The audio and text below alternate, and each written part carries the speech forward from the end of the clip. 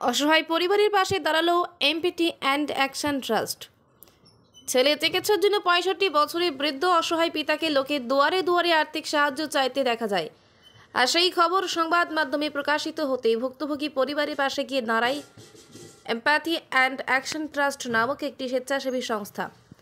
এই স্বেচ্ছাসেবী সংস্থার উদ্দেশ্যই হলো গরিব ও অসহায় পরিবারের পাশে দাঁড়ানো।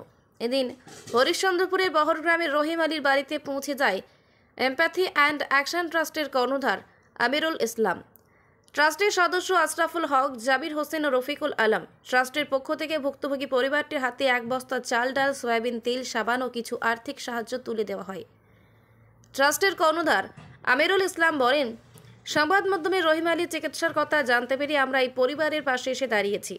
ট্রাস্টের পক্ষ থেকে আমাদের এই ক্ষুদ্র প্রয়াস, আমরা চাই সবাই এগিয়ে আসুক এই অসহায় পরিবারকে সাহায্য করতে, এবং আমি প্রশাসনকে অনুরোধ করব সরকারিভাবে যেন তার চিকিৎসার ব্যবস্থা করা হয়, কারণ ছেলে হারানোর কষ্ট একজন বাবাই ভালো বোঝে। বহর হোসেনপুরে এসেছি এবং রহিম আলী নামে যে সংবাদ মাধ্যমে প্রকাশিত হয়েছিল যে ছেলেটা অ্যাক্সিডেন্ট হয়েছিল এবং তার পরিবার চিকিৎসা করাতে করাতে নিঃস্ব হয়ে গেছে, তো শুনে আমাদের খুব খারাপ লেগেছে। আমরা এমপ্যাথি অ্যান্ড অ্যাকশন নামক একটা ট্রাস্ট করা হয়েছে এই অসহায় এবং গরিব মানুষের পাশে দাঁড়ানোর জন্য।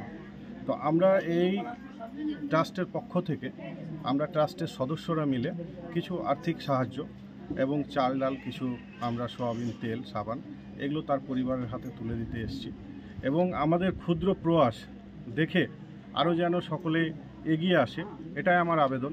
পরিবারটি শুনলাম, এসে নিয়ে দেখলামও নিজের চোখে যে সামান্য ভিটে ঘরটা ছাড়া কিছুই নেই, মানে বসত বাড়ি ছাড়া কিছুই নেই। তো ওদের আর্থিক সাহায্যের ভীষণ দরকার চিকিৎসার জন্য। একটা বাবার ছেলে হারিয়ে গেলে তার শোক বা বেদনা কতটা সে বাবাই জানে।